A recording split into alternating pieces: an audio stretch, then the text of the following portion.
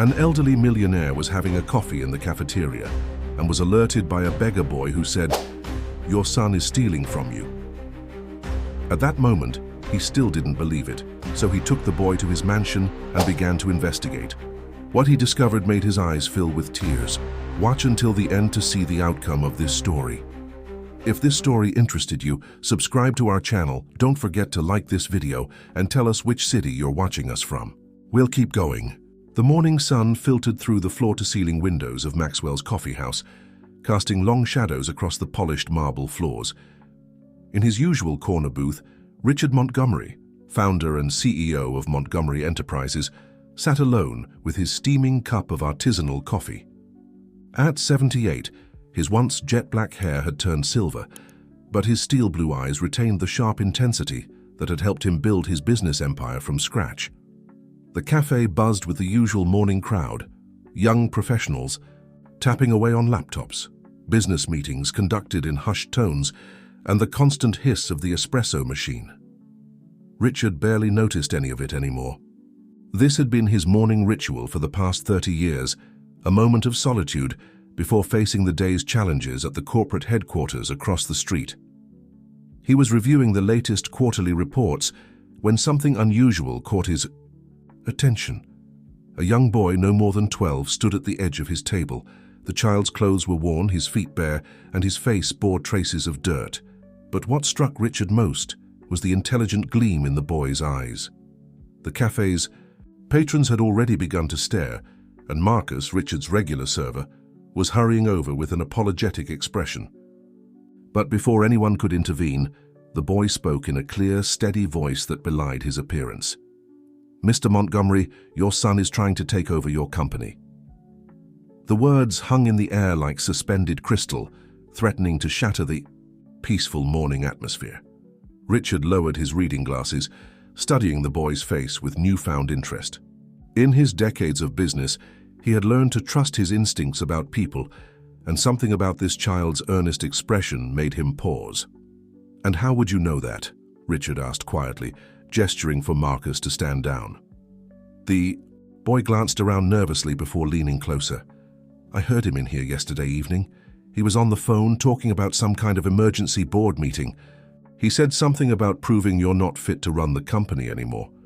Richard's hand tightened imperceptibly around his coffee cup.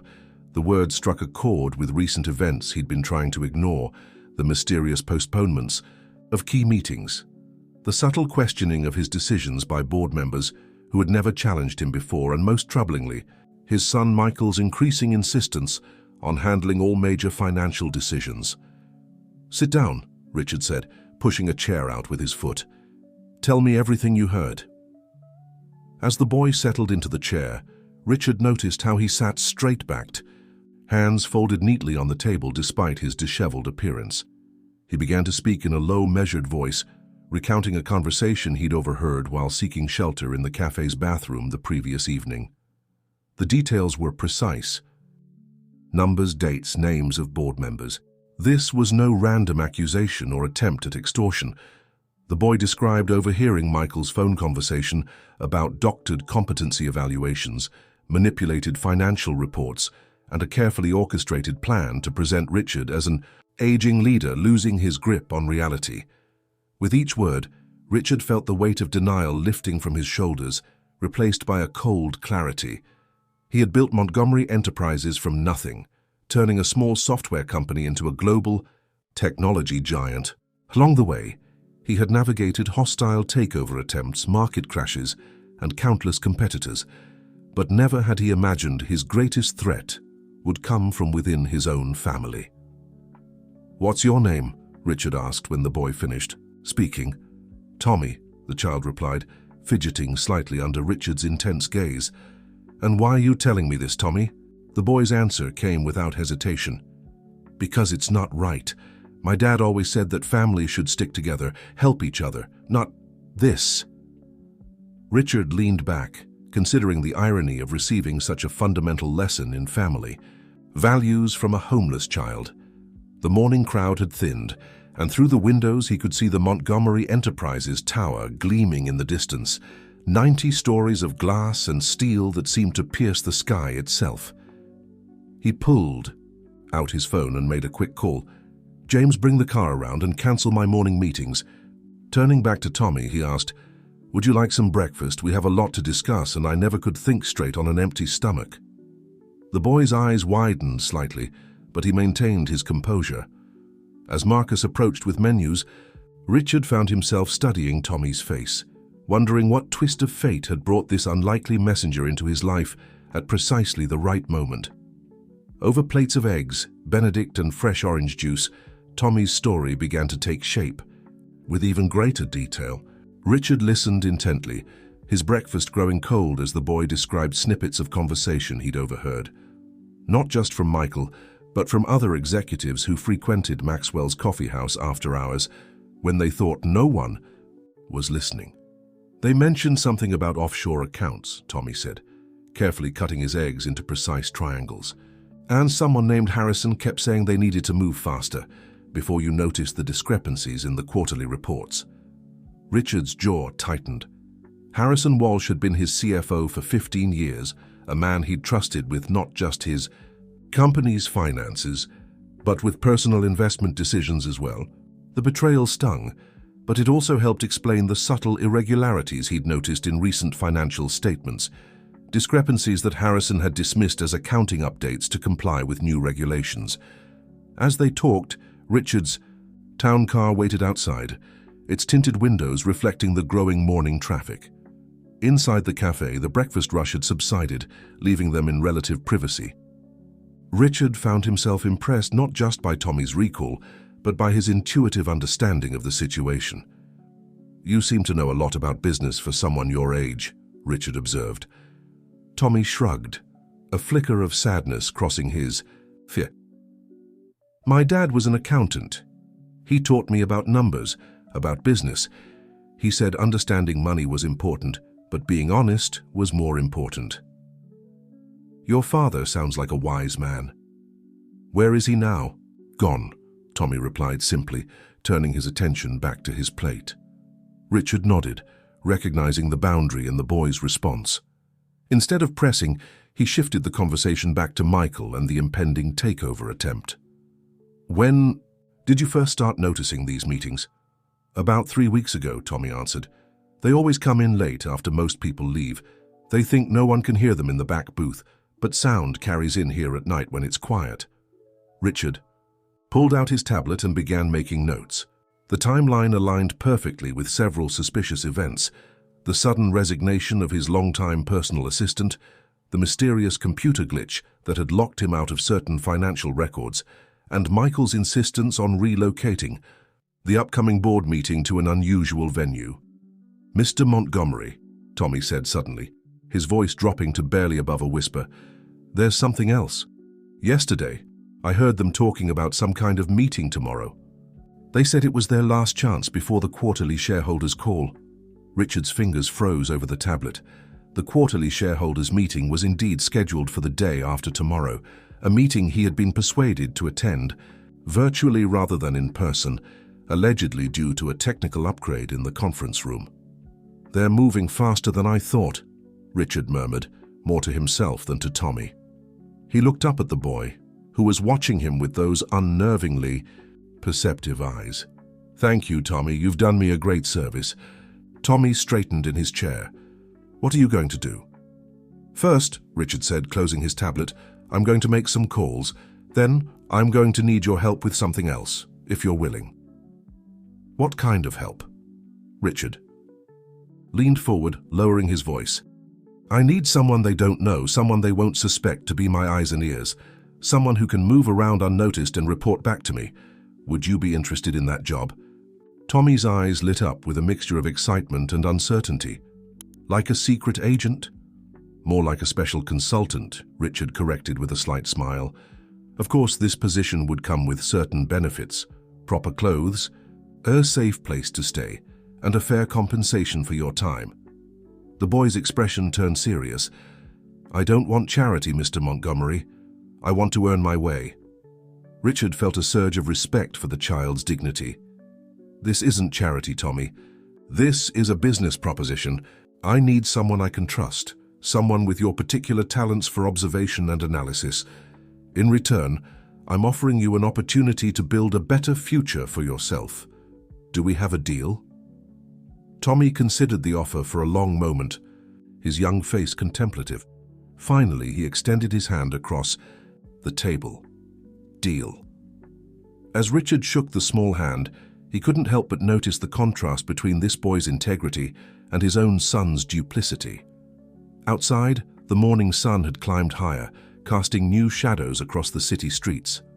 In the Montgomery Enterprises tower, Michael would be arriving at his office, unaware that his carefully constructed plan was about to unravel. The Montgomery Enterprises tower cast a long shadow over the financial district as Richard's town car pulled into the private underground garage. Tommy, now dressed in new clothes from a hasty shopping trip, sat beside him, taking in everything with keen interest. The boy's transformation was remarkable. Cleaned up and properly dressed, he could easily pass for the son of any of the executives who worked in the building. "Remember the plan," Richard said as they stepped into his private elevator. "You're my grandson from my late daughter Sarah, here for a brief visit. The security team has been briefed, and your temporary access card will let you move freely through the building." Tommy nodded, touching the access card in his pocket. "And I should pay special attention to the conference rooms on the executive floor, especially when Mr. Michael is having meetings." "Exactly, but be careful. Harrison Walsh, my CFO, is particularly observant. Try to avoid his notice." The elevator doors opened directly into Richard's penthouse office suite. Floor-to-ceiling windows offered a panoramic view of the city, while priceless art adorned the walls. But Richard noticed Tommy's attention was drawn to the scale model of Montgomery Enterprises' first computer chip, the innovation that had launched the company 30 years ago. "You built this?" Tommy asked, studying the model with genuine curiosity. "In my garage," Richard confirmed. "Everyone said it couldn't compete with the bigger companies, but sometimes the biggest advantage is having nothing to lose." Their conversation was interrupted by a knock at the door. Richard's new assistant, Jennifer, entered with a stack of files. "Mr. Montgomery, the executive committee is gathering for the pre-meeting briefing. Mr. Walsh specifically requested your presence." "Did he now?" Richard exchanged a knowing look with Tommy. "Very well. Tommy, why don't you explore the building while I attend to this? Jennifer will show you to the company museum on the 20th floor. I think you'll find it interesting."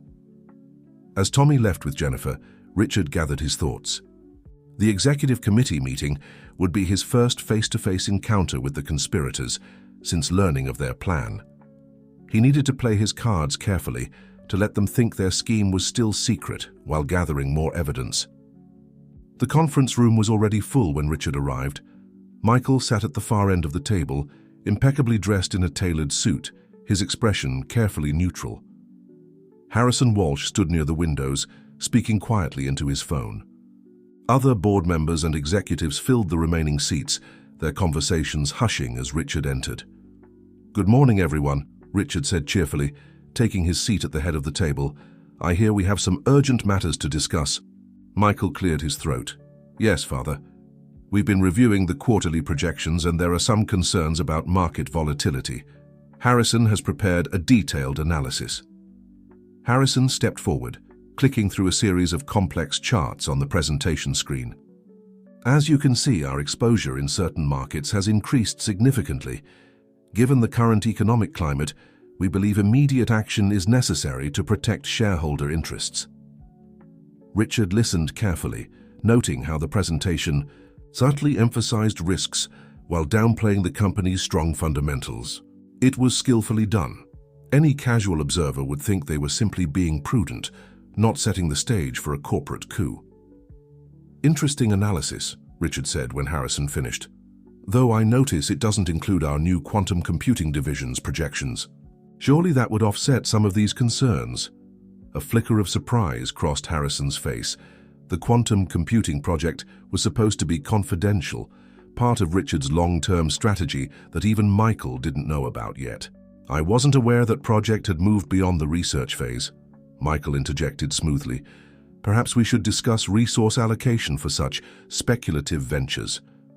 "Oh, it's well beyond speculation," Richard replied, enjoying the subtle shift in the room's atmosphere. In fact, I have a meeting with the development team this afternoon. Would you like to join us, Michael? See the future of the company firsthand." Michael's smile tightened. "Unfortunately, I have other commitments, but I'm sure you can fill me in later." The meeting continued, a careful dance of proposals and counter-proposals. Richard played along, watching how his son and Harrison exchanged glances when they thought he wasn't looking. He appeared to accept their suggestions while subtly steering the conversation away from any binding decisions. As the meeting wound down, Richard caught a glimpse of Tommy through the conference room's glass walls, apparently lost and studying a directory board. The boy's performance was perfect. Just another kid waiting for a parent. Nothing to draw attention. But Richard noticed how Tommy's eyes darted periodically to Michael's tablet, left carelessly open on the conference table. "Well, I think that covers everything," Harrison said, gathering his papers. "Though we should schedule a follow-up to finalize the restructuring proposals before the shareholders' meeting."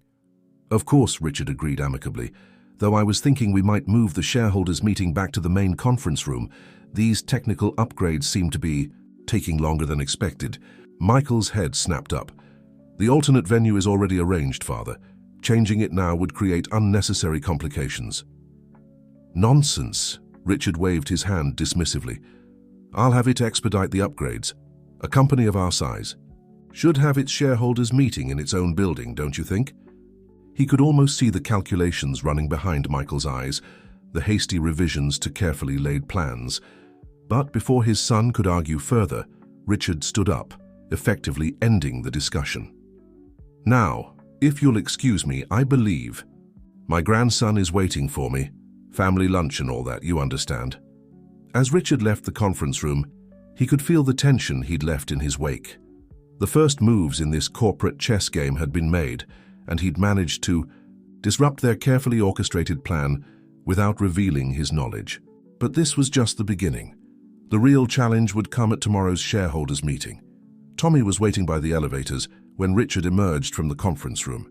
The boy's expression was carefully neutral, but his eyes held a hint of excitement that told Richard he'd discovered something significant. They maintained their casual demeanor until they were safely enclosed in Richard's private elevator. "They have a whole set of different financial reports," Tommy burst out as soon as the doors closed. "While you were in the meeting, I saw Mr. Walsh's assistant printing documents in the copy room. The numbers are completely different from what they showed you." Richard pressed the button for his private floor. "Did you get a good look at them?" "Better." Tommy pulled out his phone, another recent acquisition, and showed Richard several carefully framed photos. "I pretended to be playing games while waiting near the printer. The assistant didn't even notice me." Richard studied the photos with growing concern. The documents showed systematic manipulation of the company's financial projections, carefully designed to paint a picture of impending crisis that only Michael's aggressive new leadership could solve. "There's more," Tommy continued as they entered Richard's office. "I overheard Michael on his phone when he left the conference room. He's meeting someone named Elena for lunch at Bella Luna restaurant. He said something about making sure all the votes are lined up for tomorrow." "Elena." "Blackwood," Richard muttered. "She represents our largest institutional investor." He sat heavily in his chair, the weight of the betrayal settling more firmly on his shoulders. Eleanor had been a trusted ally for years, helping him fight off several hostile takeover attempts. If Michael had managed to turn her... "What are we going to do?" Tommy asked, perching on the edge of a leather chair. Richard's eyes traveled to the wall of photographs behind his desk, images chronicling the company's history. There was Michael as a boy, proudly holding the newspaper announcing Montgomery Enterprises' IPO.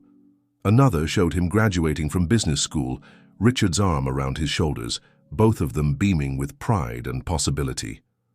"We're going to have lunch," Richard said finally, turning back to Tommy, "at Bella Luna." The upscale Italian restaurant was crowded when Richard and Tommy arrived, but the maitre d' immediately led them to Richard's regular table, which, not coincidentally, offered a clear view of the private dining room where Michael was meeting. "Helena Blackwood, your usual Pellegrino, Mr. Montgomery?" the waiter asked. "Yes, and a lemonade for my young friend here." Richard opened his menu. though his attention was focused on the partially visible figures through the frosted glass partition. "Tell me, Tommy, what do you think makes someone betray their own family?" Tommy considered the question while studying his menu. Maybe they forget it's betrayal. Maybe they tell themselves they're doing the right thing even when they know they're not. Richard nodded thoughtfully. "When I started this company, Michael was just a boy. He used to sit in my office, after school doing his homework while I worked. Sometimes when I had late meetings, he'd fall asleep on the office couch. I'd carry him to the car, and he'd wake up just enough to ask if we'd won whatever deal I was working on." What changed? Success. Perhaps, or maybe I did. Richard's voice grew contemplative. I was so focused on building something that would last, something I could pass on to him, that I forgot to make sure he understood what really mattered. Their conversation paused as the waiter returned with their drinks. Through the partition, Richard could see Michael gesturing emphatically, while Eleanor nodded, her expression serious. On the table between them lay a thick folder, undoubtedly containing the manufactured evidence of Richard's supposed incompetence. "Sir," Tommy said suddenly, his voice low but urgent, "look at Ms. Blackwood's face. She doesn't seem happy with whatever Mr. Michael is saying." Richard studied Elena more carefully. Tommy was right, there was a tension in her posture, a slight frown that suggested skepticism rather than agreement. As they watched, she shook her head firmly and began gathering her things. Michael reached across the table, his expression pleading, but Elena stood up, clutching her designer handbag. She emerged from the private dining room with quick steps, her heels clicking against the hardwood floor. As she passed their table, she noticed Richard and froze. "Richard," she said, composure briefly cracking, I didn't expect to see you here." "Elena," Richard replied calmly, "lovely day for a business lunch, isn't it?" She glanced back at the private dining room, where Michael was now visible in the doorway, his face pale. "Richard, we need to talk. Not here, but soon. There are things you should know."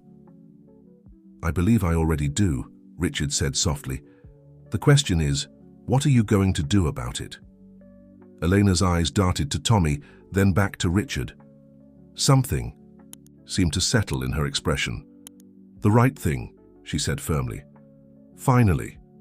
With that, she turned and strode out of the restaurant, leaving Michael staring after her in barely concealed panic. "I think," Richard said to Tommy, picking up his menu again, "we should try the pasta special.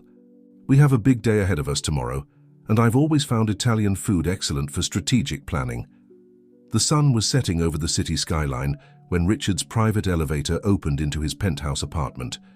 The vast living space, occupying the top floor of his residential building, offered a panoramic view of the urban landscape he'd helped shape over the decades. Tommy stood at the floor-to-ceiling windows, mesmerized by the golden light reflecting off countless glass surfaces. "I've arranged for you to stay in the guest suite tonight," Richard said, loosening his tie. "Tomorrow's going to be a crucial day, and I want you close by." The boy turned from the window, his expression serious beyond his years. "Do you think Elena will help us?" Her leaving that lunch meeting was certainly a good sign. Richard walked to a seemingly ordinary wall panel and pressed his palm against it. The panel slid aside, revealing a high-tech home office. "But we can't rely on that alone. We need to be prepared for every possibility." Tommy followed him into the office, his eyes widening at the advanced displays and computing equipment. "This looks like something from a spy movie." Richard chuckled. "When you've been in business as long as I have, you learn to keep certain tools close at hand." He sat at the main console and began pulling up files. "Now let's review what we know." Over the next hour, they organized their evidence.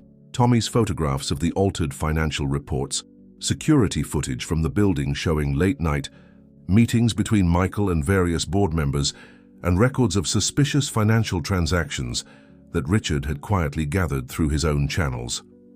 "The quantum computing division," Tommy said suddenly. "You mentioned it in the meeting today. Is it real?" Richard's eyes twinkled. "Very real and much further along than Michael suspects. In fact," he typed a command, and a holographic display sprang to life in the center of the room, showing complex technical schematics. "We're on the verge of a breakthrough that could revolutionize the entire industry. That's why the timing of their plan is so important, Tommy realized. Once this becomes public, the company's value would skyrocket, Richard confirmed. Making any takeover attempt much more difficult, he turned to face Tommy directly, which is why tomorrow's shareholders' meeting is critical. Michael doesn't just want control of what the company is now, he wants control of what it's about to become. Their strategy session was interrupted by Richard's secure phone line. The caller ID showed Elena Blackwood's number. Richard activated the speaker and encryption protocols before answering. "Elena, I was hoping to hear from you." "Richard." Her voice was tense. "I've just spent 2 hours reviewing everything Michael showed me today. The manipulations are extensive. He's been planning this for months, maybe longer." "I suspected as much. The question is, what are you planning to do with this information?" There was a long pause. "I've already done it. I've sent documentation to all major shareholders detailing the discrepancies I've found. Michael's entire case rests on proving you're unfit to lead, but his own actions prove something very different." Richard exchanged a satisfied look with Tommy. "Thank you, Elena. I know this couldn't have been an easy decision." "It was easier than you might think," she replied. "I've watched you build this company with integrity for 20 years. I'm not about to let it be torn apart by lies." She hesitated. "But Richard, be careful. Michael wasn't happy when I left that restaurant. He's been making calls all afternoon. Whatever he's planning for tomorrow, I don't think he's going to go down without a fight." After ending the call, Richard sat in thoughtful silence. Tommy watched him, sensing the weight of what was to come. "He's still your son," the boy said quietly. Richard's eyes drifted to a family photo on his desk, Michael as a teenager, grinning proudly next to his father at a company celebration. "Yes, he is, which makes tomorrow all the more difficult." Rising from his chair, Richard walked to a small safe hidden behind an abstract painting. He opened it and removed a leather-bound journal. "This is the original business plan for Montgomery Enterprises," he explained, handling the book with reverence. "I wrote it 30 years ago, when all I had was an idea and the determination to make it real." He opened to a dog-eared page and read aloud, "This company will be built on 3 principles: innovation, integrity, and the understanding that true success comes not from what we take, but from what we create." Tommy moved closer, studying the handwritten words. "Those are good principles." "They are," Richard agreed, "and tomorrow we're going to fight to preserve them." He checked his watch. "But first, we need rest and dinner. I believe I promised you my chef's famous lasagna." As they left the office, Richard's phone buzzed with an urgent message from his security team. Michael had just entered the building, heading for the executive floor. The night, it seemed, was not over yet. "Change of plans," Richard said, his voice grave. "I think it's time for a father-son talk." He turned to Tommy. "Would you mind having dinner in your suite? I believe my son and I need to have a private conversation." Tommy nodded solemnly. "Be careful, Mr. Montgomery." "Always am, my boy. Always am." Richard straightened his tie and headed for the elevator. The confrontation he'd been avoiding was about to begin, and he needed to face it with the same courage he'd used to build his empire. The executive floor was dimly lit when Richard stepped out of the elevator, the city lights outside casting long shadows through the windows. He could see Michael's silhouette in his office, pacing back and forth like a caged tiger.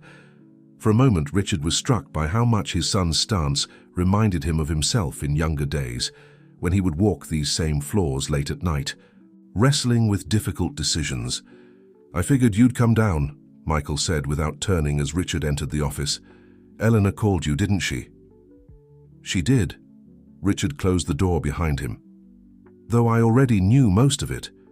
Michael finally turned, his expression a complex mixture of anger, determination, and something else, perhaps regret. "How long?" "Long enough." Richard moved to the window, standing shoulder to shoulder with his son, both of them looking out at the city they'd helped build. "The question is, how long have you been planning this?" Planning what exactly? Michael's tone was defensive. Planning to save the company from becoming obsolete? Planning to modernize our approach before we lose everything you built? Is that really how you see it? Richard asked quietly. Or is that just what you tell yourself to justify what you're doing? Michael's reflection in the window showed a flicker of uncertainty before his jaw set stubbornly. The board agrees with me. The company needs new leadership, fresh ideas. You're still running things like it's 1995. Am I? Richard turned to face his son directly. Tell me, what do you know about Project Quantum? The question caught Michael off guard. The research initiative, it's a waste of resources. We should be focusing on proven technologies, not pipe dreams. Richard smiled sadly. That pipe dream is about to revolutionize computing as we know it. But you were too busy plotting my removal to notice what was happening in your own company. Oh, you're bluffing, Michael said, but there was uncertainty in his voice. Am I? Richard pulled out his phone and pulled up the quantum computing project's latest test results. Tomorrow, after the shareholders' meeting, we were going to announce the successful completion of Phase 3. Our stock value would likely triple overnight. Michael studied the data, his face paling slightly. Why didn't you tell me about this? I tried, multiple times, but you were always too busy with your own agenda, too convinced you knew better. Richard pocketed his phone. When was the last time you actually visited the R&D department, Michael? When was the last time you talked to our engineers about their dreams for the future, not just their quarterly targets? Michael ran a hand through his hair, a gesture of frustration that reminded Richard painfully of Michael's mother. That's not fair. I've been working to protect this company's future.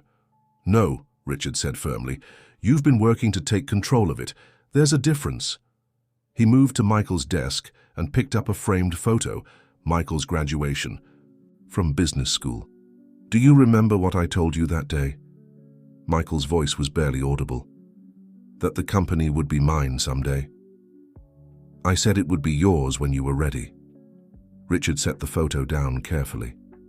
Not when you managed to take it, but when you understood what it truly means to lead. And you get to decide when that is. Michael's anger flared again. I'm not a child anymore, Father. I've earned this. Earned it, Richard's voice sharpened.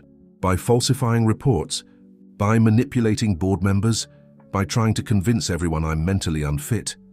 He pulled out several documents from his jacket. These are the real numbers, Michael, the ones you've been hiding. Did you really think I wouldn't find out? Michael stared at the papers, his facade finally cracking. You don't understand the pressure, the expectations, everyone always comparing me to you, waiting for me to fail. So you decided to prove them right? Richard's tone softened. Son, I never wanted you to be me. I wanted you to be better than me. The silence that followed was heavy with decades of unspoken words. Outside, the city continued its endless dance of lights and shadows, unaware of the drama unfolding in the tower above. It's not too late to stop this, Richard said finally. We can find a way forward together. Michael turned back to the window, his reflection showing the internal struggle playing across his features. When he spoke, his voice was cold and determined. No, I've committed too much to this. The shareholders. Meeting goes forward tomorrow as planned. Richard sighed heavily. Then you leave me no choice. He moved toward the door but paused in the doorway. You know, your mother always said you had my determination. She just hoped you'd also have her wisdom. Leave her out of this, Michael snapped. As you wish. Richard's hand rested on the door handle. But remember, son, tomorrow, when all this comes to a head, it didn't have to be this way. As the elevator doors closed behind him, Richard felt the weight of what was to come settling onto his shoulders. Tomorrow would determine not just the future of his company, but the future of his family. And somehow that seemed like a far heavier burden to bear. Dawn broke over the city with an unusual clarity, the morning sun painting the Montgomery Enterprises tower in shades of gold and amber. Richard stood at his penthouse windows, already, dressed in his finest suit, watching the early morning traffic build on the streets below. Behind him, Tommy sat at the breakfast table, methodically working his way through a plate of French toast while reviewing their strategy one final time. The eye. "Shareholders will start arriving at 9, the boy said, consulting the tablet beside his plate. "Michael's presentation is scheduled for 9:30, followed by the board's vote at 10. Richard nodded, adjusting his tie in the window's reflection.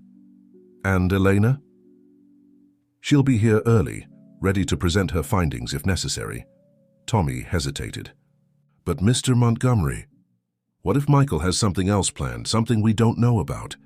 Richard turned from the window, studying the boy who had become such an unexpected ally. "He probably does. Michael's always been thorough in his planning, but sometimes the best defense isn't about knowing every move your opponent might make. It's about being ready to adapt when they make it." The intercom buzzed and Jennifer's voice came through. "Sir, Miss Blackwood has arrived. She's asking to speak with you privately before the meeting." "Send her up," Richard replied, then turned to Tommy. "Time to put on your game face, young man. The real work begins now." Elena Blackwood strode into the penthouse moments later, impeccably dressed in a charcoal suit, her normally composed features tight with concern. "Richard, we have a problem. Michael's team has been working through the night. They've prepared something, I'm not sure what, but Harrison Walsh looked far too confident when I saw him in the lobby." Richard gestured for her to sit. "Tell me everything you've observed." "They've been calling shareholders individually, focusing on the newer investors who don't know you personally.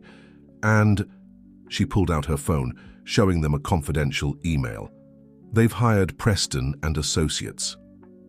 "The crisis management firm?" Richard's eyebrows rose. Preston and Associates were known for handling high-profile corporate takeovers, specializing in swaying shareholder opinion through carefully orchestrated media campaigns.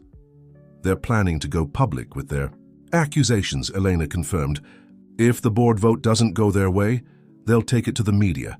They've already prepared press releases questioning your mental fitness, complete with carefully selected incidents taken out of context." Tommy, who had been quietly listening, suddenly spoke up. "But what about the quantum computing project? Once that's announced, they're going to try to discredit it," Richard realized, the pieces falling into place. "Paint it as evidence of erratic decision-making, a waste of company resources." He began pacing, his mind racing through possibilities. "They'll claim I'm gambling with shareholder value, pursuing personal obsessions instead of sound business strategy." Elena nodded grimly. "They've also been spreading rumors about your recent behavior, your sudden interest in a mysterious child, making major company decisions based on hunches, holding private meetings at odd hours." "Me," Tommy said quietly. "They're going to use me against you." Richard stopped pacing, his expression softening as he looked at the boy. "They can try, but they don't understand what they're dealing with." A knock at the door interrupted them. Jennifer entered, her face concerned. "Sir, the initial shareholders are arriving and there's something else. A woman is here, claiming to be Michael's wife. She's asking to speak with you urgently." Richard and Elena exchanged surprised looks. Sarah Montgomery was known for avoiding company politics entirely, preferring to focus on her charitable foundation. For her to show up now, send her up, Richard decided. "Tommy, perhaps you should wait in the study." But Tommy stood his ground. "No. If they're going to use me in their story, I should be part of writing it." Richard studied the boy's determined face and nodded slowly. "Very well, Elena, would you mind checking on the meeting preparations?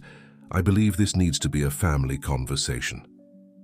Sarah Montgomery entered moments later, her elegant appearance barely masking her obvious distress.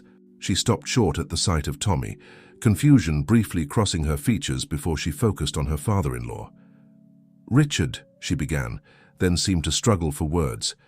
I found something. In Michael's home office. I don't think... He knows I saw it, but..." She opened her designer handbag and withdrew a USB drive. "You need to see this before the meeting." Richard took the drive, noting how her hands trembled slightly. "What's on it?" "Evidence," she said quietly, "of everything. How long he's been planning this, who he's been working with, where the money's really been going." She finally looked directly at Richard, her eyes glistening. "I knew he was ambitious, but this isn't ambition. This is obsession." Richard inserted the drive into his secure laptop, and the room fell silent as they reviewed its contents. With each document, each email, each recorded conversation, the full scope of Michael's plan became clear, and it was far more extensive than any of them had imagined. "He didn't just want the company," Tommy said, breaking the heavy silence. "He wanted to erase everything you built it on." Sarah's gaze shifted to the boy, curiosity overtaking her distress. "Who?" "A friend," Richard interrupted gently. "One who helped me see what was happening before it was too late." He checked his watch. "And speaking of time, we have 30 minutes until the meeting begins. Sarah, I know this isn't easy for you." "Do what you have to do," she said firmly. "The Michael I married, I don't recognize him anymore. Maybe this will help him find his way back." As Sarah left, Richard turned to Tommy, still willing to stand with an old man against the storm. Tommy's response was to straighten his tie, a miniature version of Richard's own, and square his shoulders. "Always." Richard smiled, feeling a surge of pride that had nothing to do with business. "Then let's go show them what integrity really looks like." The main conference room of Montgomery Enterprises was designed to impress with its sweeping views of the city and state-of-the-art presentation technology. As shareholders filed in, the tension in the air was almost palpable. Richard stood near the entrance, greeting each arrival personally, his manner calm and assured despite the stakes at hand. Tommy, positioned discreetly near the refreshment table, observed the room with keen attention. He noticed Michael and Harrison Walsh huddled in the corner, their expressions tense as they whispered urgently. A team from Preston and Associates had set up their equipment, their sleek presentation materials waiting like loaded weapons. Eleanor moved through the crowd with practiced ease, engaging key shareholders in quiet conversations. Richard had given her full authority to share her findings, and she was making every moment count. The uncertain glances being cast toward Michael's group suggested her efforts were having an impact. At precisely 9:30, Richard called the meeting to order. The room settled into expectant silence as he took his place at the podium. "Ladies and gentlemen," he began, his voice steady and strong, "thank you for joining us this morning. We have several important matters to discuss, but first," he paused, making eye contact with various board members, "I believe my son has a presentation he'd like to share."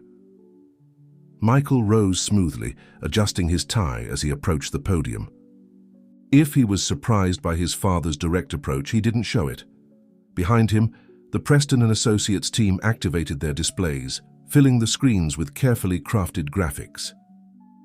"Distinguished shareholders," Michael began, his voice carrying the polished confidence of countless corporate presentations. "We stand at a crucial moment in our company's history. The business landscape is changing rapidly, and we must change with it, or risk becoming obsolete." The presentation that followed was masterfully constructed. Michael wove a compelling narrative of a company at risk, supporting his arguments with selective data and expert opinions. The quantum computing project was portrayed as a dangerous gamble, a desperate attempt to recapture past glory at the expense of proven business opportunities. "My father built this company," Michael continued, his voice taking on a note of practiced concern. "His vision was revolutionary for its time. But times change and leadership must change with them. Recent decisions have raised serious concerns about the direction we're taking." The screens filled with charts showing apparent declines in key metrics, carefully manipulated to support Michael's narrative. Tommy watched the shareholders' reactions, noting the growing unease in their expressions. Even those who had seemed supportive of Richard earlier were beginning to shift uncomfortably in their seats. "We have a responsibility," Michael pressed on, "to protect this company's future. That means making difficult decisions, including—" He paused for effect, acknowledging when it's time for new leadership. The room erupted in murmurs. This was it, the direct challenge they'd been expecting. Michael gestured to his legal team, who began distributing documents to the board members. Before you is a detailed proposal for restructuring company leadership, Michael announced, including an independent medical evaluation suggesting that my father's recent behavior indicates declining capacity for executive decision-making. Richard remained perfectly still, his expression unreadable. Tommy fought the urge to jump up, in protest, remembering their carefully planned strategy. Everything hinged on timing.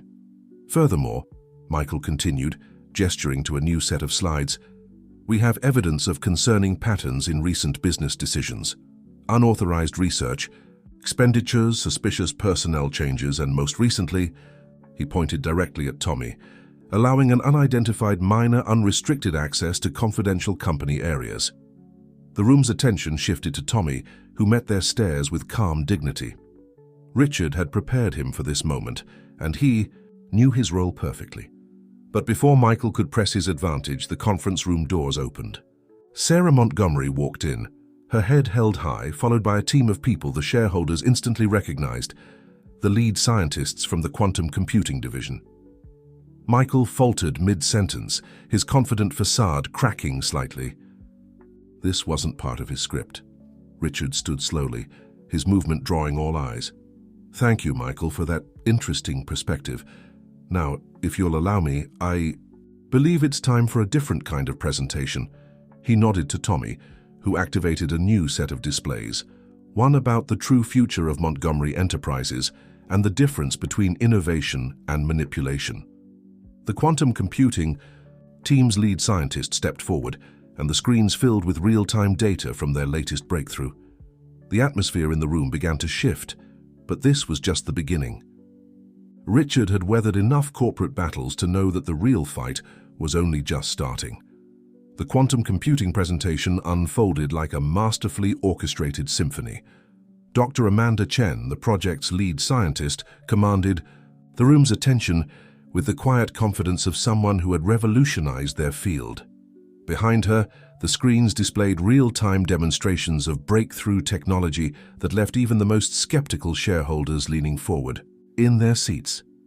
What you're seeing, Dr. Chen explained, is not just theoretical potential. This is functional quantum processing at room temperature, something our competitors said wouldn't be possible for another decade. She gestured to a live feed from the research lab. We achieved stable quantum coherence 3 weeks ago.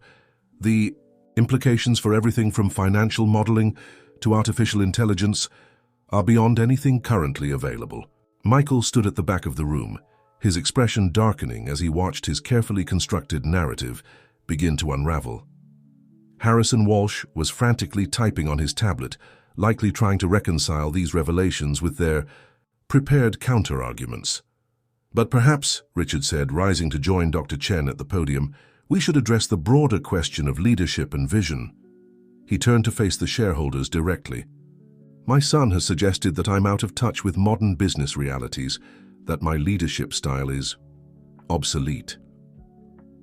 Tommy watched as Richard moved away from the podium, walking slowly among the assembled shareholders. It was a technique the boy had seen him practice the night before, making each person feel personally addressed. Leadership isn't about following trends, Richard continued. It's about seeing possibilities others miss. When I started this company, everyone said personal computers were a fad. When we moved into mobile technology, they said we were too late to the market. And now, he gestured to the quantum computing display, they say quantum computing is a pipe dream. Sarah Montgomery stood up, drawing all eyes.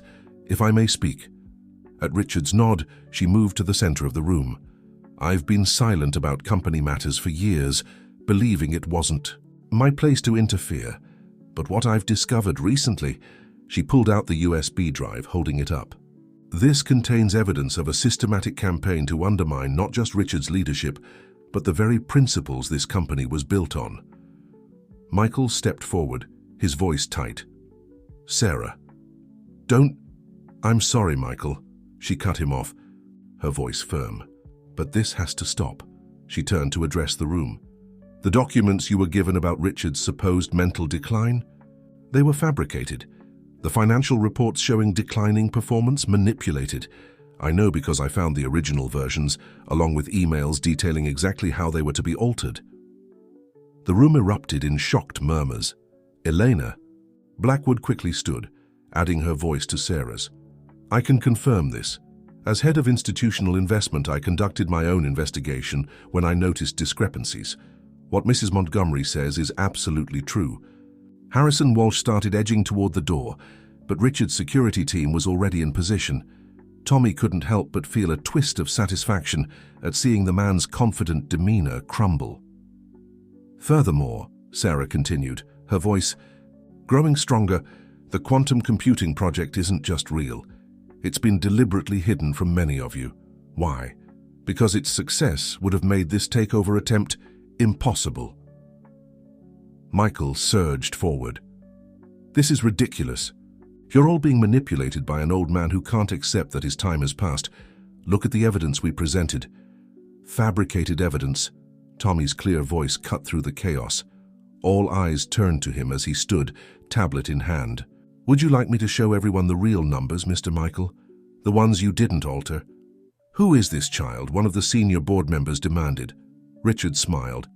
This is Tommy, and he has quite a story to tell about overhearing certain conversations in Maxwell's coffee house, conversations that never should have happened in public. Tommy stepped forward, his young face serious as he addressed the shareholders.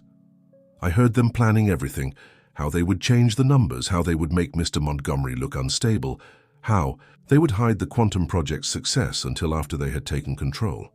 You expect us to believe the word of some random street kid, Michael scoffed, but his voice held a note of desperation. No, Richard replied calmly. I expect them to believe the evidence. He nodded to Tommy, who activated a new display. You see, Tommy wasn't just listening.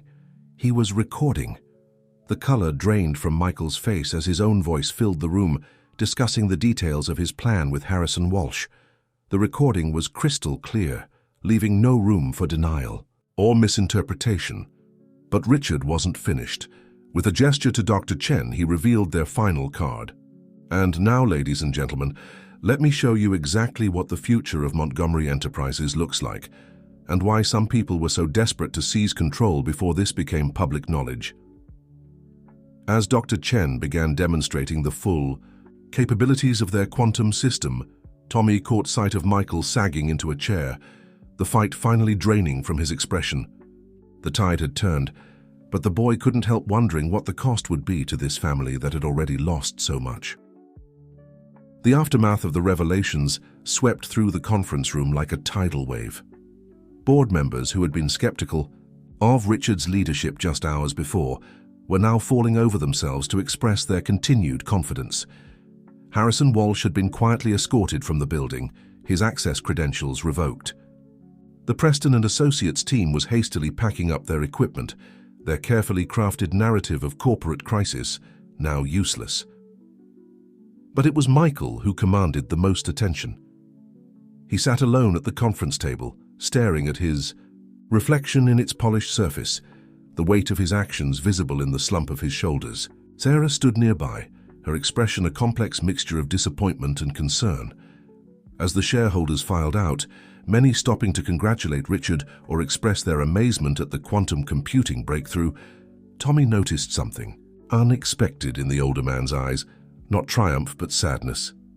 Mr. Montgomery, Tommy said quietly, are you okay? Richard placed a gentle hand on the boy's shoulder. Victory doesn't always feel the way we expect it to, son.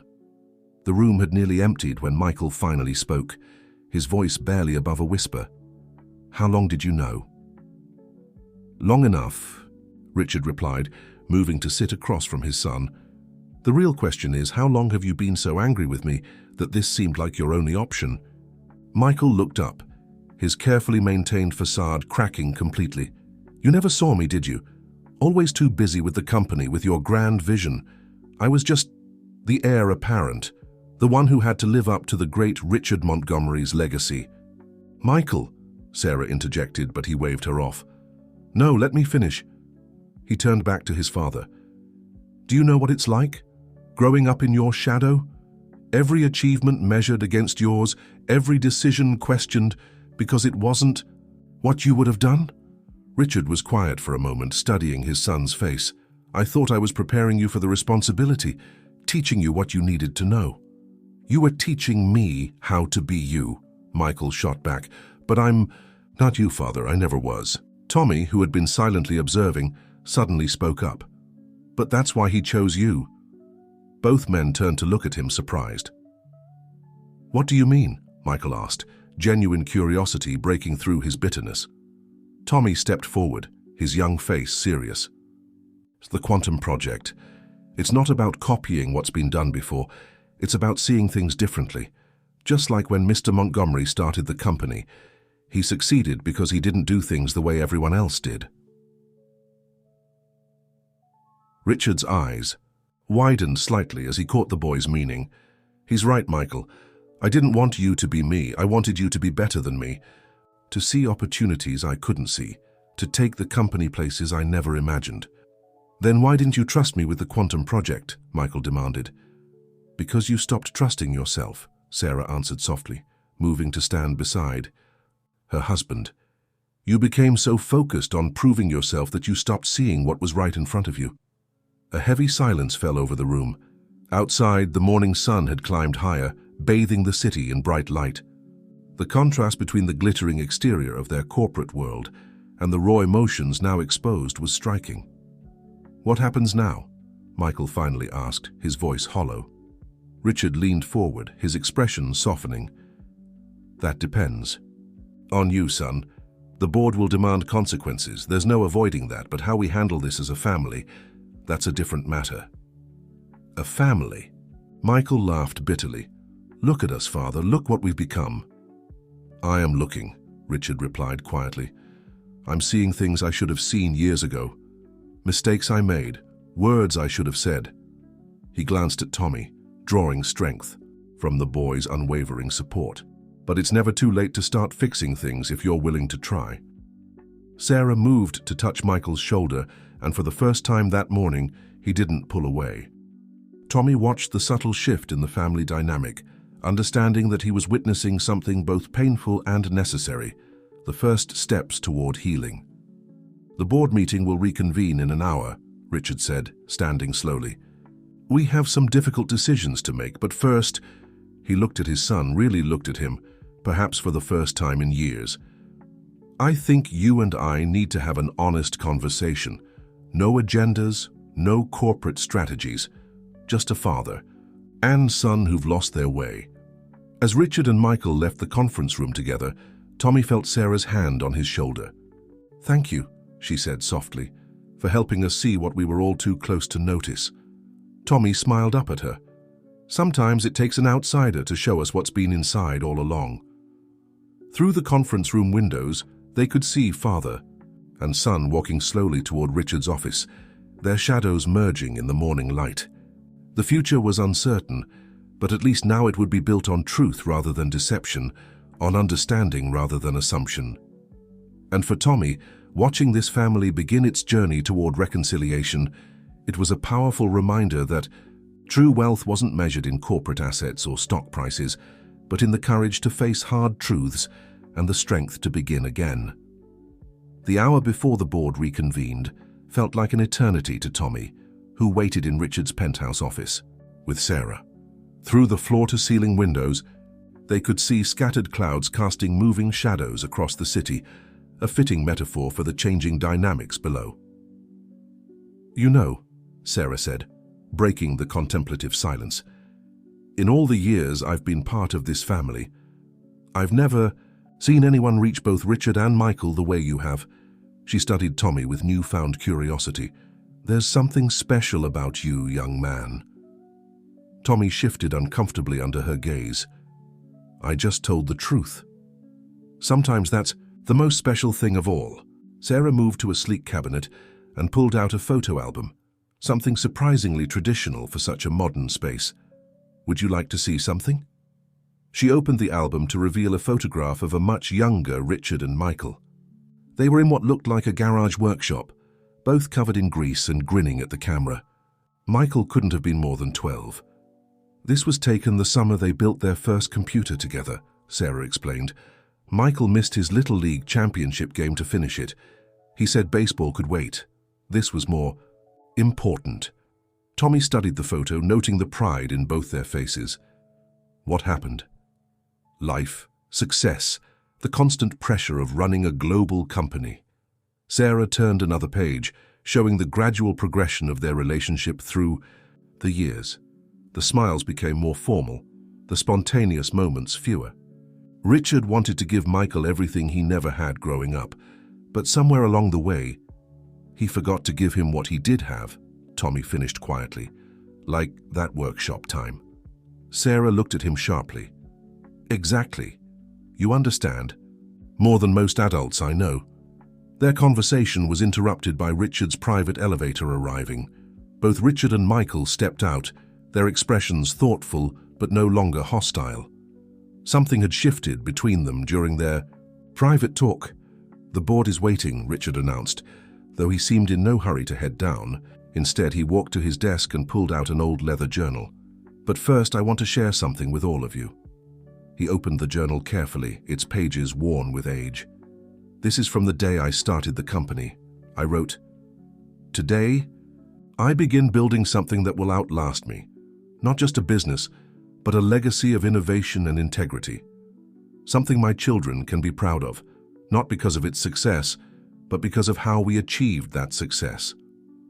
Michael moved closer, his eyes fixed on the journal. "I've never seen this before." "No, you haven't," Richard admitted. "I've kept it private all these years, thinking it was just my personal reminder. But maybe that was another mistake." He looked at his son directly. "You said I never saw you, Michael. But the truth is, I saw too much of myself in you. I was so focused on protecting you from my mistakes that I didn't let you make your own." "Father," Michael began, but Richard held up a hand. "Let me finish. The quantum computing project, it wasn't just about new technology. It was about proving that Montgomery Enterprises could still innovate, still take bold risks. But I realized something this morning, watching you in that meeting." "What's that?" Michael asked quietly. "That I've been running this company like it's still in that garage, making all the decisions, keeping all the secrets, trying to control everything." Richard closed the journal. "That has to change." Sarah moved to stand beside her husband. "What are you suggesting?" "A new structure, one that recognizes the need for both experience and fresh perspectives." Richard turned to Michael. "The board will demand consequences for what happened, and rightly so. But they also need to understand that this company's future depends on change." Tommy watched as understanding dawned on Michael's face. "You're not stepping down?" "No," Richard smiled slightly. "But I am stepping back. The quantum computing division needs someone who understands both the technology and the market. Someone who can bridge the gap between innovation and implementation." "You want me to run it?" Michael's voice held equal parts surprise and skepticism. "I want you to earn it," Richard corrected. "Starting from the ground up, working with the development team, proving yourself not to me, but to yourself." He paused, letting the words sink in. "And in time, if you show you've learned from this, there's no reason you can't earn back everything else too." The tension in Michael's shoulders, present for so long it had seemed permanent, began to ease. "Starting over. Starting fresh," Richard amended, "with clear eyes and honest hearts." He looked around at all of them, his son, his daughter-in-law, and the remarkable boy who had helped bring them to this moment. "What do you say?" Before Michael could answer, Tommy spoke up. "Can I go down to the lab sometimes too? I want to learn about quantum computing." The unexpected question broke the heavy moment, causing everyone to laugh. Richard's eyes twinkled as he looked at the boy. "I think that could be arranged. After all, every great company needs fresh perspectives." As they prepared to face the board, Tommy caught a glimpse of their reflections in the window. The established businessman, the son seeking redemption, the supportive wife, and the street-smart boy who had somehow brought them all together. They made an unlikely family, but perhaps that was what made it work. The board meeting that followed was unlike any in Montgomery Enterprises history. Instead of the expected executive execution, the shareholders witnessed something far more powerful, a family and a company choosing transformation over destruction. Richard stood before the assembled board members, his presence commanding, as ever, but with a new quality of openness that many had never seen before. Ladies and gentlemen, this morning we witnessed an attempt to change the leadership of this company through deception that cannot and will not be ignored. He paused, letting the gravity of the situation settle over the room. However, we also witnessed something else, a revelation about how we've been operating, about the walls we've built between innovation and implementation, between experience and fresh ideas. Michael sat quietly in the front row, his posture straight but humble, Sarah beside him, her hand resting supportively on his arm. Tommy had been given a special seat near Richard's podium, his presence a reminder of how truth could come from unexpected sources. "I am proposing a restructuring of Montgomery Enterprises," Richard continued. "Not the one you were presented with earlier, but one that will genuinely prepare us for the future." He gestured to the screens where a new organizational chart appeared. The quantum computing division will become a separate subsidiary with its own board and leadership structure. This will allow for more focused development while protecting our core business. The shareholders leaned forward, their interest piqued. The quantum computing breakthrough had already generated significant buzz in the financial markets. As for leadership, Richard's voice softened slightly. Michael Montgomery will join the quantum computing team, not as an executive, but as a project coordinator. He will work directly with our development teams, learning the technology from the ground up. Murmurs filled the room. This was not the harsh punishment many had expected, but neither was it a mere slap on the wrist. It was something else entirely, a chance for redemption through genuine contribution. Mr. Montgomery, one of the senior board members, spoke. While we appreciate the gesture after this morning's revelations, I understand your concerns," Richard interrupted smoothly, "which is why all major decisions in the quantum division will require joint approval from both the subsidiary board and the main board. Trust, once broken, must be rebuilt carefully." Michael stood up, his voice clear and steady. "If I may address the board." At Richard's nod, he turned to face the shareholders. "I won't insult you by trying to justify my actions. What I did was wrong, not just professionally but personally.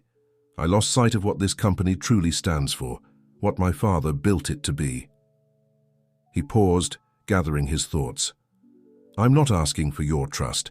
I'm asking for the opportunity to earn it back one day at a time, through real work and genuine contribution to this company's future." Tommy watched the room's reaction, noting how Michael's humility seemed to affect even his strongest critics. The boy had seen enough of life to know that genuine remorse was rare, especially among the powerful. Richard resumed his presentation, outlining the technical details of the restructuring. The quantum computing breakthrough would be announced publicly the next day, along with the new organizational structure. The market response was expected to be overwhelmingly positive. "Finally," Richard said, approaching the end of his presentation, "I want to address the question of succession."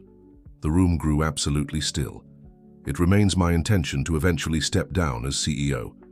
But that transition will happen naturally, through a process of genuine preparation and earned trust, not through manipulation or forced timing." He looked directly at Michael. "The future leadership of this company will be determined by demonstrated ability, ethical behavior, and a true understanding of what Montgomery Enterprises stands for.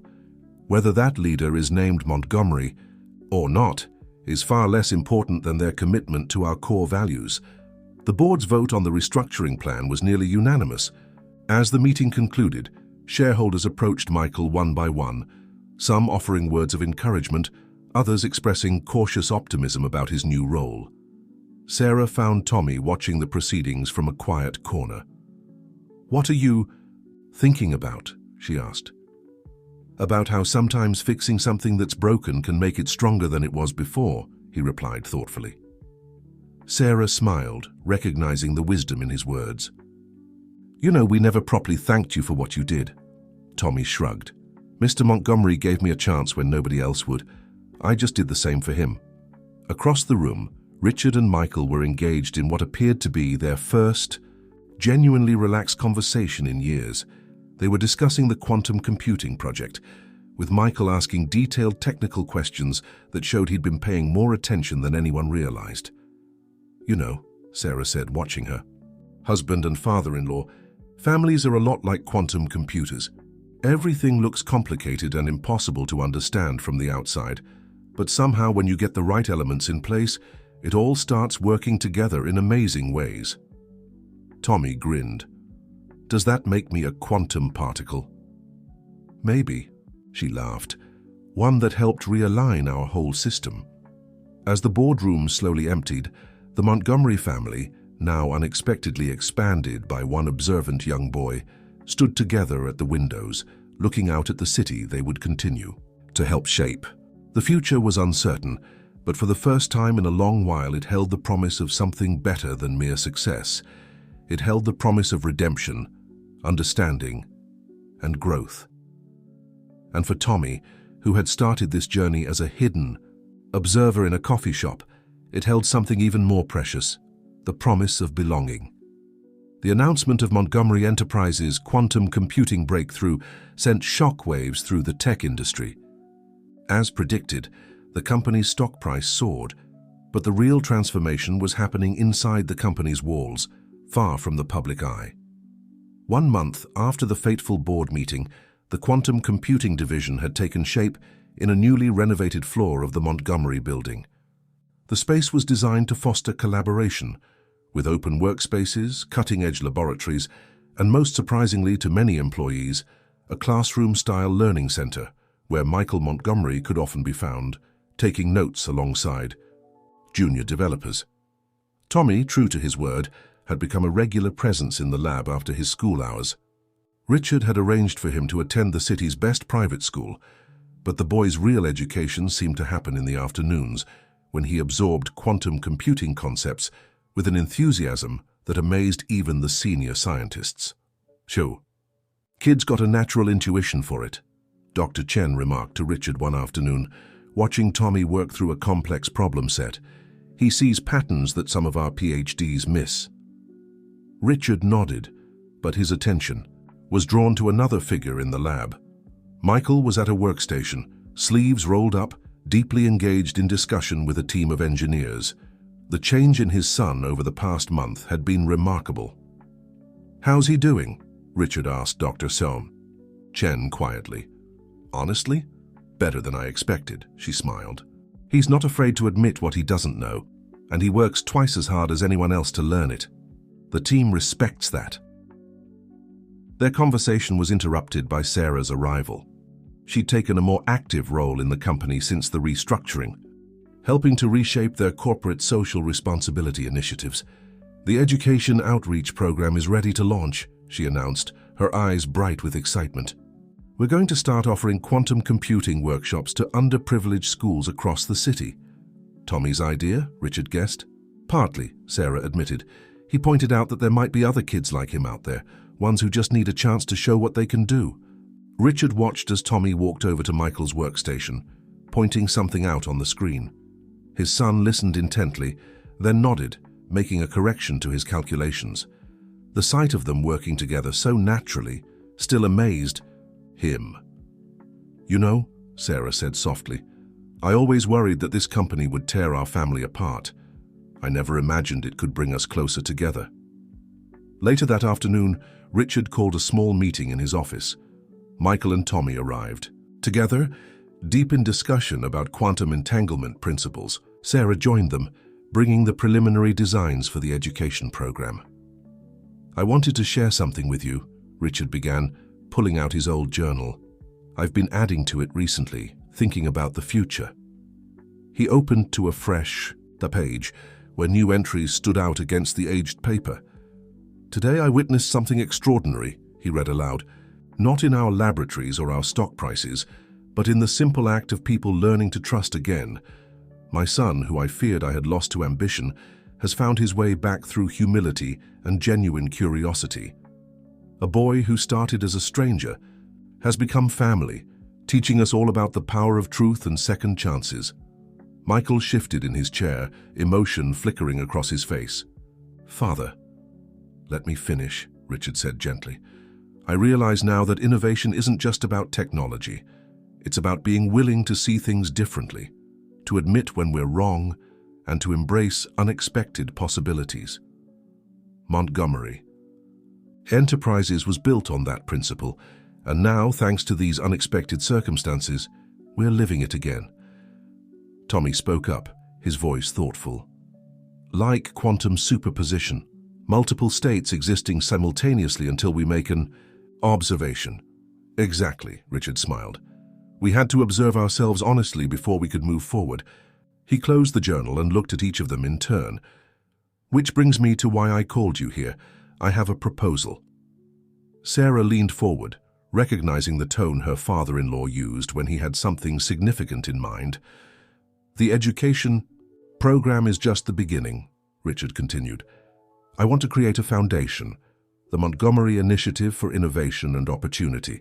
Its mission will be to identify and support young people who show promise in technology and science, regardless of their background." Michael's eyes lit up with understanding. "Like a quantum leap for education?" "Precisely, and I want all of you to be part of it." Richard turned to Tommy. "Especially you, young man. Your perspective will be crucial in helping us understand how to reach kids who might otherwise be overlooked."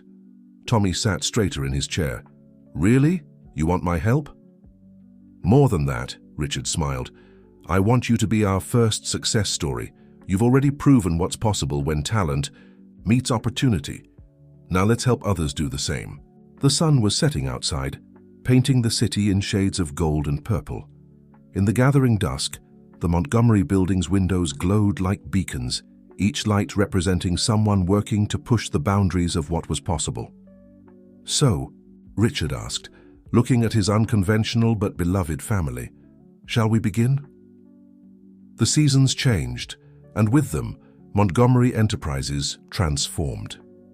The quantum computing division, under its unique hybrid leadership structure, had become a powerhouse of innovation. Michael's journey from the ground up had given him insights that proved invaluable in bridging the gap between technical brilliance and practical application. One crisp autumn morning, 6 months after the restructuring, Tommy stood at the podium in the company's main auditorium, addressing the first group of students selected for the Montgomery Initiative's pilot program. At 13, he'd grown taller, and his once shabby appearance had been replaced by quiet confidence. "When I first walked into Maxwell's coffee house," he began, looking out at the sea of young faces, "I was looking for shelter. What I found instead was possibility. That's what we want to offer all of you. Not just shelter from life's storms, but the tools to build something amazing." In the front row, Richard sat with Michael and Sarah, watching with pride as Tommy commanded the attention of students, teachers, and press alike. The initiative's launch had garnered significant media attention, but its real impact could be seen in the eyes of the 30 students selected for the program, kids from diverse backgrounds who shared the same spark of potential that Richard had first seen in Tommy. After the presentation, the students were given tours of the quantum computing labs. Dr. Chen and her team had prepared special demonstrations, making complex concepts accessible through interactive displays and hands-on experiments.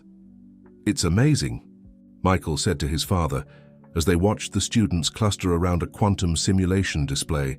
"Some of these kids already grasp concepts that took me months to understand." "That's because you're teaching them differently," Richard replied. "You learned from your own journey, starting from scratch, asking basic questions, admitting what you don't know. It makes you a better teacher." Michael nodded thoughtfully. "I never thought I'd say this, but I'm glad things happened the way they did. Not the deception part," he added quickly, "but the reset, learning everything from the ground up. It's given me a whole new appreciation for what we do here." Sarah joined them, having just finished speaking with a group of parents. You should see their faces when they realize their children will have access to this level of education and technology. One mother started crying. She said her daughter had been taking apart computers since she was 5, but they could never afford to nurture her talent. Richard watched as Tommy moved among the students, answering questions and offering encouragement. The boy had an innate ability to connect with others who, like him, had faced significant challenges in life. "You know," Richard said, "when I started this company, I thought success meant creating the most advanced technology. Now I realize it's about creating possibilities." The day continued with workshops and mentoring sessions. Michael led a discussion on quantum programming basics, his natural teaching ability shining through as he broke down complex concepts into understandable pieces. Dr. Chen demonstrated the practical applications of quantum computing in fields ranging from medicine to climate science. Later, in Richard's office, the family gathered for their now regular evening meeting. Tommy had brought one of the students with him, a girl named Maria, who had shown exceptional insight during the quantum programming session. "Mr. Montgomery," Maria said shyly, "I have an idea for the initiative. What if we created a peer mentoring program? Students who excel in one area could help others who are struggling, and we could all learn from each other." Richard glanced at Tommy, who was beaming with pride at his new friend's suggestion. "I think that's an excellent idea, Maria. In fact," he pulled out his journal, which now contained as many future plans as past memories. "Let's discuss how we could implement that." As they talked, the sun began to set, casting long shadows through the office windows. But unlike the shadows of the past, these were filled with promise rather than secrets. The quantum computing screens displayed endless possibilities, much like the future stretching out before them. "You know what this reminds me of?" Tommy said suddenly, looking around at the family that had adopted him in all but name. "Quantum entanglement. Once particles become entangled, they remain connected no matter how far apart they are. Their states are linked forever." Michael laughed. "Are you saying we're all quantumly entangled now?" "Maybe we are," Sarah smiled. "Connected by something stronger than blood or business, by choice and understanding." Richard looked at his expanded family, his son who had found his way back through humility and hard work, his daughter-in-law whose strength had helped hold them together, and the remarkable boy who had started it all. Each of them had chosen to be here, to be part of this new chapter in the Montgomery story. "Quantum entanglement," he mused. "I like that. It means no matter what challenges come our way, we're connected, we face them together." As evening settled, over the city, the lights of the Montgomery building shone bright against the darkening sky. Inside, a family continued planning for the future, their bond strengthened by the very crisis that had threatened to tear them apart. And somewhere in the quantum realm, particles danced their eternal dance, proving that in both science and life, the most powerful connections are the ones we choose to nurture. 1 year had passed since the day Tommy first entered Maxwell's coffee house. The familiar corner booth where everything began was now occupied by a very different scene. Richard, Michael, Sarah, and Tommy sat together, sharing breakfast and planning the upcoming expansion of the Montgomery initiative. "The results from the first year are beyond our expectations," Sarah reported, sliding a tablet across the table. 97% retention rate in the program, and 3 of our students have already filed provisional patents for their innovations. Michael studied the data with pride. "Maria's quantum encryption protocol is particularly impressive. Some of our senior engineers think it could revolutionize secure communications." "Speaking of Maria," Tommy added, "she's organized a peer mentoring network that's spread to 5 other schools. They're calling it the Quantum Network." Richard listened to them with quiet satisfaction, noting how naturally they worked together now. The past year had transformed them from a fractured family into a cohesive team, each member contributing their unique strengths to their shared mission. "I've been thinking," Richard said, setting down his coffee cup. "It's time to take the next step in our company's evolution." The others looked at him expectantly. They had learned that when Richard Montgomery got that particular gleam in his eye, something significant was about to happen. "The quantum computing division has exceeded all projections," he continued. "But more importantly, the way it's been managed, the combination of experienced leadership and fresh perspectives, the integration of education and innovation, it's shown us a new way forward." Michael leaned forward, understanding beginning to dawn. "You want to restructure the entire company along similar lines?" Not just restructure, Richard smiled. Reimagine. Every division would have its own educational component, its own outreach program. We'd create pathways for young innovators to move from the initiative into real-world projects. A complete integration of business and social impact, Sarah mused, breaking down the walls between corporate success and community benefit. Tommy, who had been quietly contemplating, suddenly spoke up. Like the quantum principle of superposition, every part of the company existing in multiple states simultaneously. Business and education, profit and purpose, experience and innovation. Exactly, Richard beamed at the boy who had grown so much in understanding over the past year. And speaking of multiple states, I have an announcement to make. He pulled out his ever-present journal, now accompanied by a newer volume.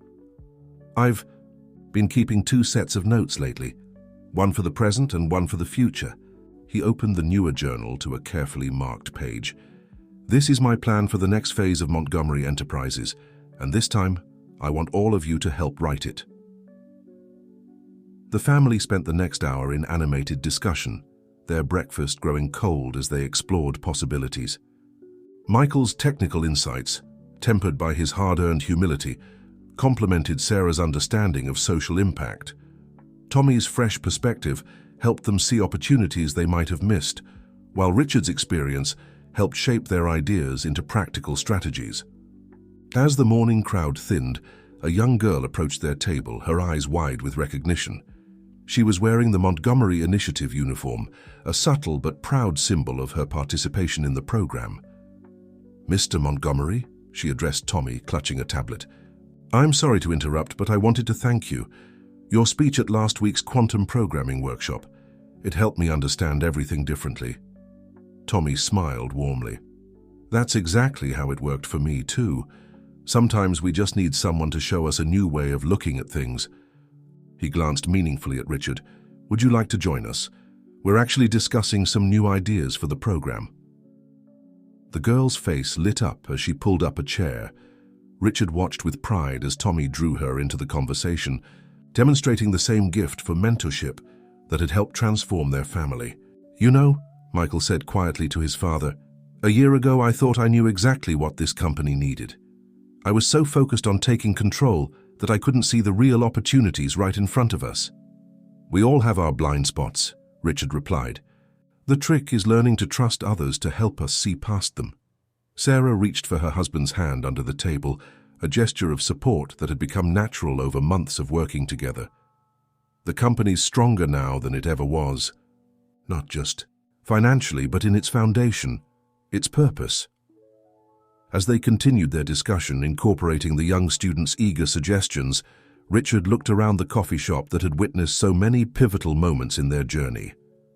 The morning sun streamed through the windows, casting everything in a warm, hopeful light.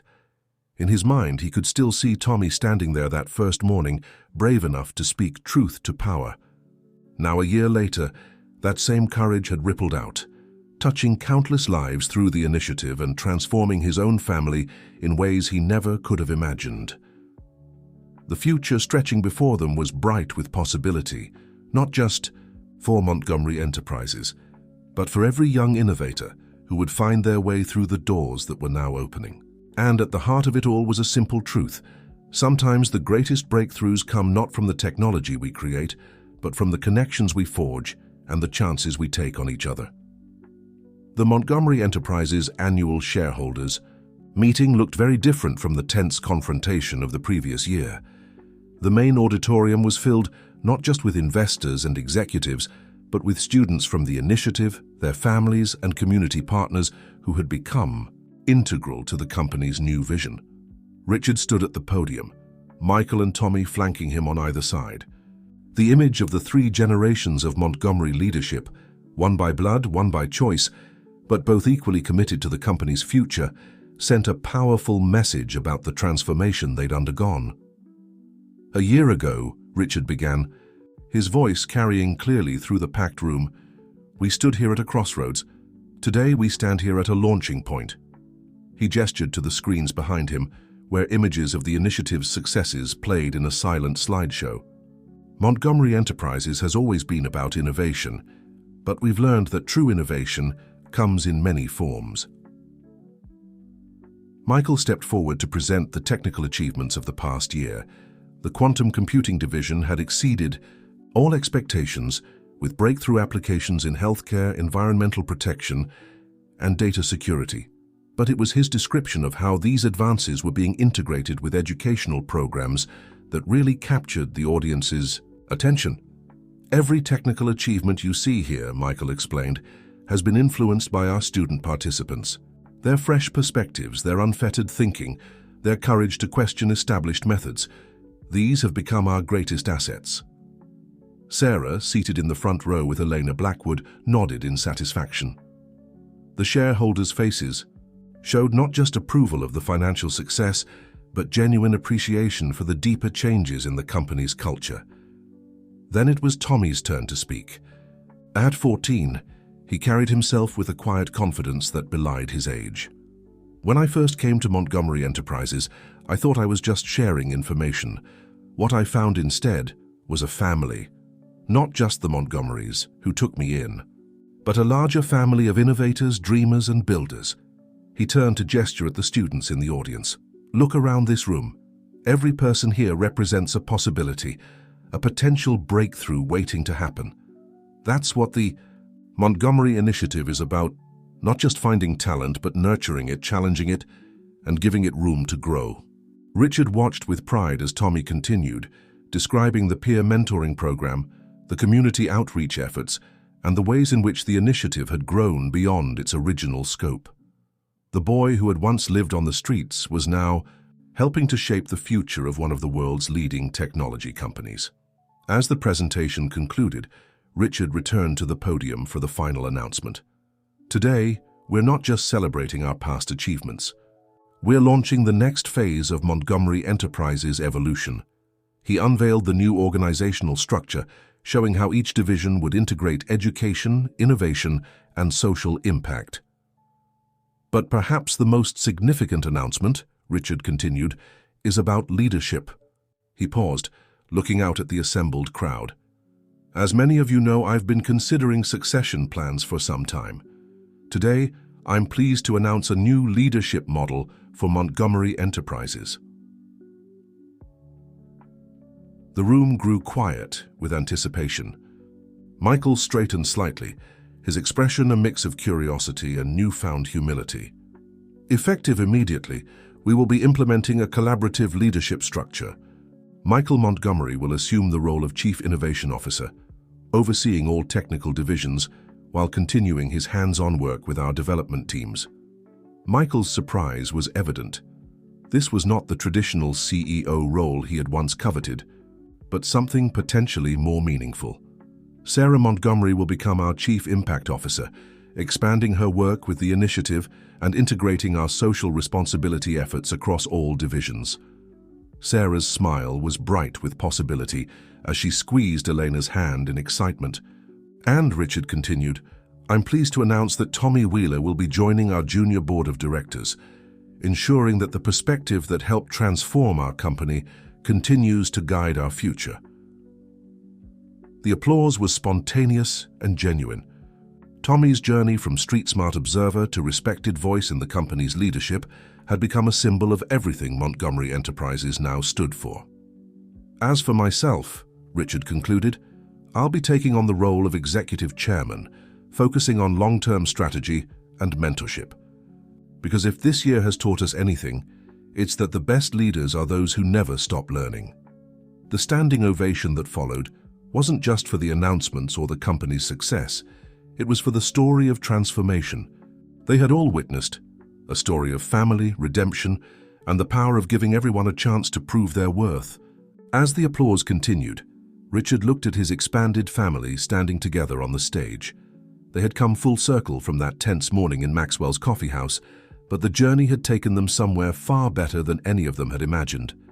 In the front row, Maria, now one of the initiative's star students, was already scribbling notes, probably planning the next innovation she would bring to their quantum computing team. Around her, other students watched with shining eyes, seeing their own possibilities reflected in the story unfolding before them. The future of Montgomery Enterprises was no longer about one man's vision or one family's legacy. It had become something larger, a quantum field of possibilities, where every person's potential could entangle with others to create something greater than the sum of its parts. The news of Montgomery Enterprises' revolutionary restructuring spread through the business world like wildfire. What had started as a family drama had evolved into a case study in corporate transformation, attracting attention from industry leaders and academics alike. 1 month after the shareholders' meeting, the company hosted its first Global Innovation Summit. The Montgomery Building's grand atrium had been transformed into a showcase of technology and human potential, with presentations from both seasoned engineers and initiative students running simultaneously. Tommy, fresh from his first junior board meeting, stood with Richard at the entrance, greeting attendees from technology companies around the world. His initiative badge now shared space with a discreet board member pin, symbols of how far he'd come. "Did you ever imagine this when you first walked into Maxwell's?" Richard asked quietly during a lull in arrivals. Tommy smiled, adjusting his tie, a habit he'd picked up from Richard. "Not even close. I was just trying to do the right thing. Sometimes that's all it takes to change the world," Richard replied, watching as Michael led a group of international executives through a demonstration of their latest quantum breakthrough. The demonstration area was a testament to their new approach. Instead of traditional corporate presentations, each innovation was showcased through the lens of its real-world impact. Initiative students worked alongside senior engineers, explaining complex concepts with fresh perspective and enthusiasm. Sarah had orchestrated this aspect of the summit, insisting that every technological achievement be paired with its human story. At one station, Maria was explaining how her quantum encryption protocol had been inspired by her grandmother's experience with identity theft. At another, a team of initiative students demonstrated a quantum-powered environmental monitoring system they'd developed for their local community. "Mr. Wheeler," a voice called out. Tommy turned to find Dr. Chen approaching with a group of university professors. "Would you mind sharing your perspective on the peer mentoring program? These educators are interested in implementing similar models." As Tommy stepped away to join the discussion, Richard noticed Michael watching from across the atrium. His son's expression held none of the jealousy or resentment that might have once been there, only pride and genuine appreciation for the young man's contributions. "He's a natural leader," Michael said, joining his father. "Different style than either of us, but maybe that's exactly what we needed." Richard nodded. The best leaders don't try to replicate what came before. They find their own way to move things forward. Their conversation was interrupted by excited murmurs from the main demonstration area. Maria's team had just successfully tested a new application of their encryption protocol, achieving results that even the senior engineers hadn't thought possible. "You know what this reminds me of?" Michael mused, watching the celebration. "That summer, we spent building computers in the garage. Remember how excited we'd get when something finally worked?" "I remember," Richard smiled. "You had that same look Maria has now, like you could see possibilities nobody else could even imagine." "We lost that somewhere along the way, didn't we? Got so caught up in running the business that we forgot why we started it in the first place." Richard placed a hand on his son's shoulder. "Maybe. But look around. We found it again, and this time we're sharing it with others." The summit continued into the evening, with roundtable discussions and workshops, bringing together diverse perspectives from across the technology sector. But it was the impromptu moments that truly showcased the company's transformation. A veteran engineer earnestly taking notes, while a teenage student explained a novel approach to quantum entanglement, or a group of international executives brainstorming with initiative participants about applications in their home countries. Sarah found Richard observing it all from the mezzanine level. "The Harvard Business Review wants to do a case study," she informed him. "They're calling it the Montgomery Revolution, how a family crisis led to a new model of corporate innovation." "What do you think about that?" Richard asked, curious about her perspective. "I think they're missing the point," she replied thoughtfully. "This isn't about corporate innovation, it's about human potential. We just created the space for it to flourish." Below them, Tommy was now engaged in an animated discussion with a group of initiative students and corporate leaders, his natural ability to bridge different worlds evident in how he moved between technical concepts and practical applications. No, Sarah continued. When Michael first told me about the company's succession plans years ago, I worried it would tear us apart. I never imagined it would end up expanding our family instead. Richard watched as Michael joined Tommy's discussion, the two of them seamlessly building on each other's ideas. The quantum computing displays behind them cast ever-changing patterns of light across the atrium, a fitting backdrop for a company that had learned to embrace uncertainty and possibility. That's the thing about family, Richard replied. Sometimes it finds you when you least expect it and teaches you things you never knew you needed to learn. As the evening drew to a close, the atrium slowly emptied, leaving behind an atmosphere charged with possibility. The summit had accomplished more than just showcasing technology. It had demonstrated a new way of thinking about progress, innovation, and the relationships that drive them both. Tomorrow, these ideas would begin spreading to other companies, other institutions, creating ripples of change that would extend far beyond Montgomery Enterprises.